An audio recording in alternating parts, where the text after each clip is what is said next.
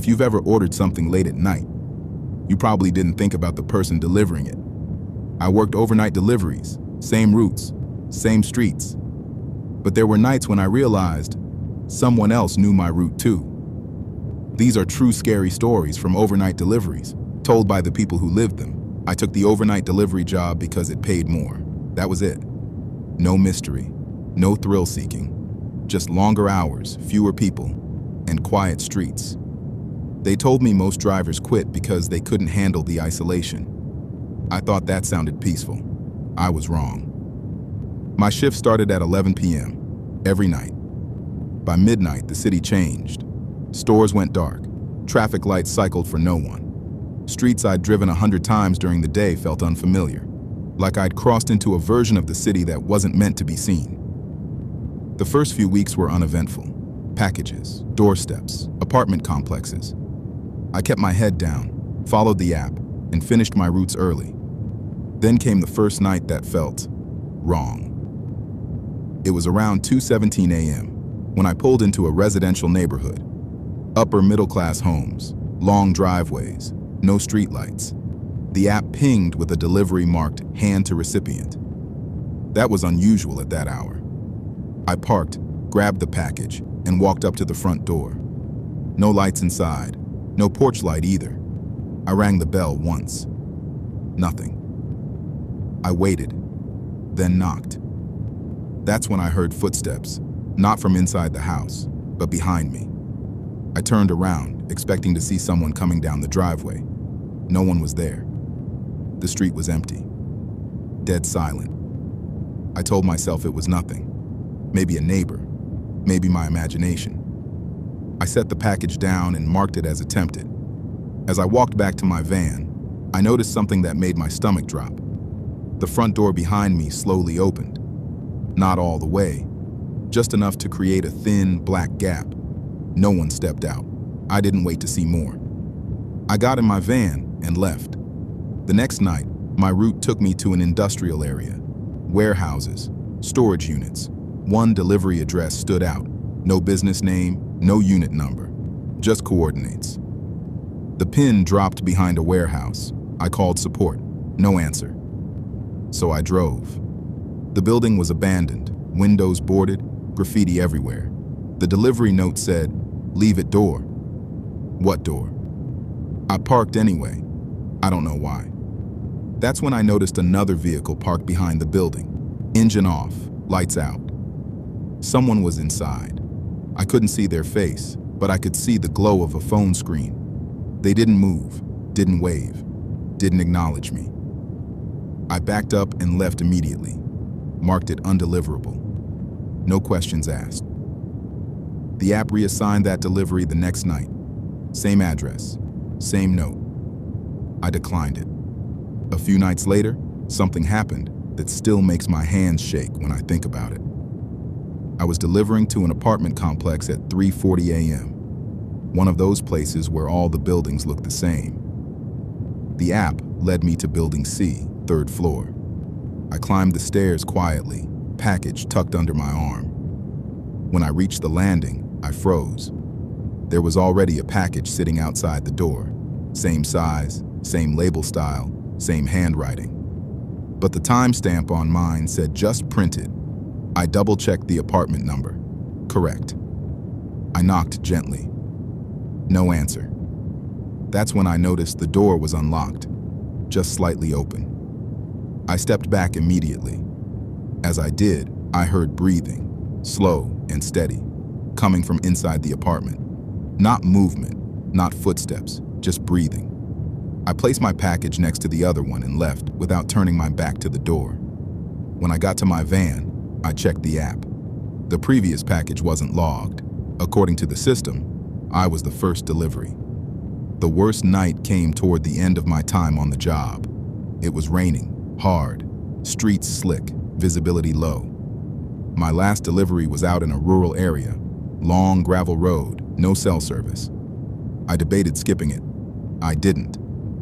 The address led me to a farmhouse at the edge of nowhere. No lights, no cars, no sound except the rain hitting my windshield. The note said, "Leave on porch." I stepped out, package in hand, and walked toward the house. Halfway up the driveway, my flashlight flickered, then went out completely. That's when I heard it. Footsteps, multiple, circling me, not running, not rushing, walking. I stood still, heart pounding, trying to see anything in the darkness. Someone whispered my name, not shouted, whispered. I dropped the package and ran back to my van, slipping in the mud, barely keeping my balance. I slammed the door, locked it, and drove without looking back. The next day, I quit. No 2 weeks, no explanation, just gone. Sometimes I still get packages delivered late at night, and when I hear a vehicle outside after midnight, I never look out the window.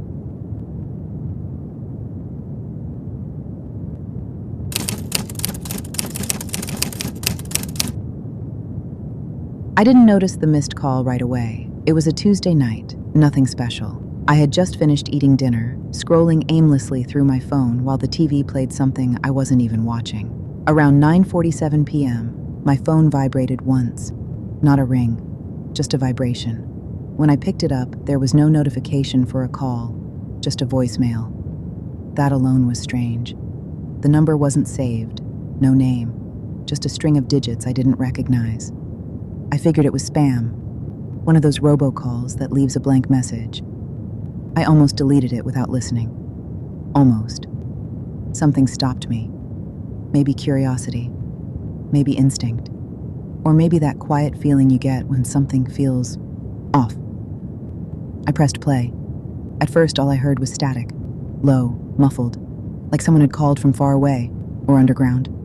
Then breathing, slow, controlled, and then a voice, not robotic, not distorted, a real voice, calm. Hi, you don't know me, but I know you.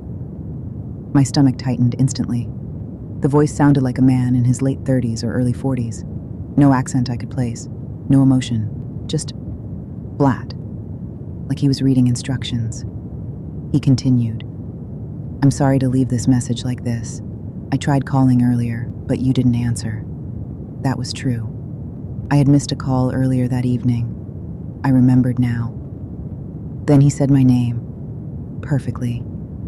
No hesitation, no mispronunciation. I paused the voicemail and stared at my phone. My heart was racing now. Telemarketers don't use your name like that. Not casually, not personally. I told myself it was probably someone I knew using a different number. A prank, a wrong number. I pressed play again. You probably think this is a mistake, or spam, or a prank. My chest tightened. But I need you to listen carefully. The breathing came back, closer this time. I don't have much time. That's when I noticed something else. In the background of the voicemail, I could hear a faint sound, a television. And the program playing on it sounded exactly like the one I had on in my living room at that moment. Same laugh track, same dialogue beat. I froze. The voice continued. You're sitting on your couch, phone in your right hand, TV on, but you're not really watching it. I stood up so fast I almost dropped my phone. There was no way, no camera, no app permissions, no open windows. My blinds were closed. My door was locked. I whispered, what the hell? The voicemail kept going. You're thinking about hanging up, deleting this message. You shouldn't. My breathing was shallow now. I just want to talk, that's all. The message ended abruptly. No goodbye, no click, just silence. I checked the call duration. 2 minutes, 11 seconds. Way too long for spam. I immediately checked my call log. The number was still there. I tried calling it back. This number is no longer in service. I didn't sleep that night. The next morning, I convinced myself I had overreacted. Stress, anxiety, coincidence. The TV thing could have been a guess. People sit on couches. People watch TV. Still. I saved the voicemail. That afternoon, I showed it to my friend. She laughed it off at first, until the part where he described what I was doing. Her face changed. "That's not funny," she said quietly. That night, around the same time, 9:47 p.m., my phone vibrated again. Another voicemail. No missed call notification. Same number. I didn't press play immediately. My hands were shaking now. My heart was pounding so hard I could hear it in my ears. When I finally listened, there was no static this time, just the voice. "I was hoping you'd call back." My blood ran cold. "I told you I don't have much time. They don't like it when I reach out." A pause. "You listened alone last time." That was smart. I hadn't told anyone else except my friend earlier that day. Then he said something that made my knees weak. "You checked the lock on your door twice last night." I dropped my phone. I didn't listen to the rest. I deleted the voicemail, blocked the number, turned my phone off. Nothing happened after that. No more voicemails, no calls, no signs. But sometimes, when my phone vibrates late at night, I wait a few seconds before checking it, and I never save voicemails anymore.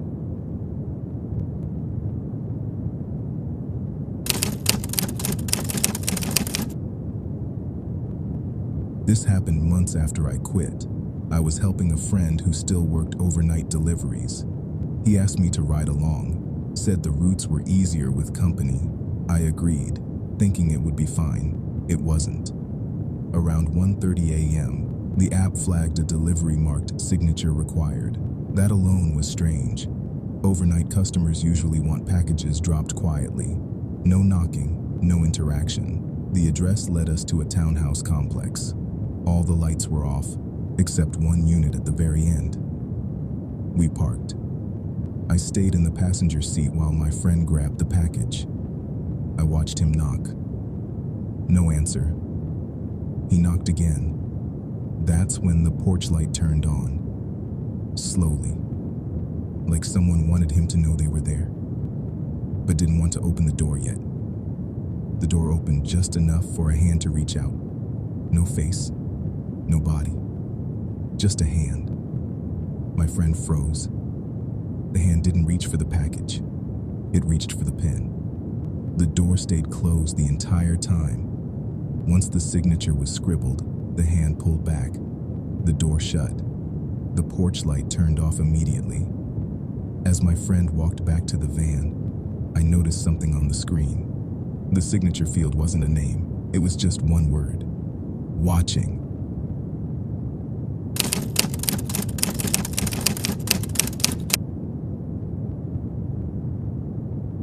A few weeks later, my friend told me about a delivery he refused to take again. Same address, different nights. Every time he got close, the delivery pin would move. Not far, just enough. First time it moved to the end of the street. Second time, behind the house. Third time, into the alley. He thought it was a glitch until the customer started messaging through the app. Wrong spot. Too far. Closer. Each message came seconds after the pin moved. He finally parked and stayed inside the van. That's when he saw someone standing at the far end of the alley. Not waving, not walking, just standing there, holding a phone. The pin stopped moving, right where that person stood.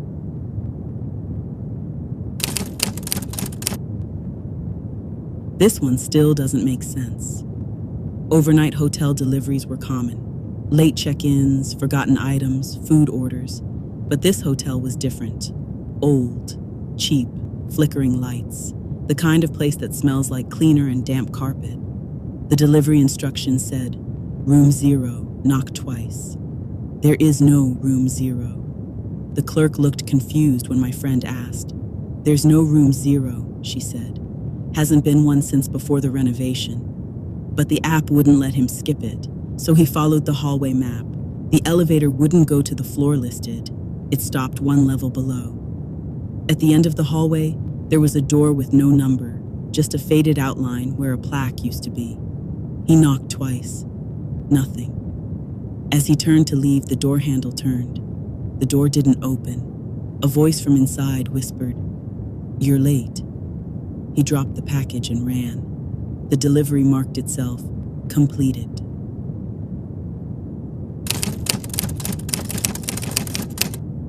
This one happened to me. I ordered something late, against my better judgment.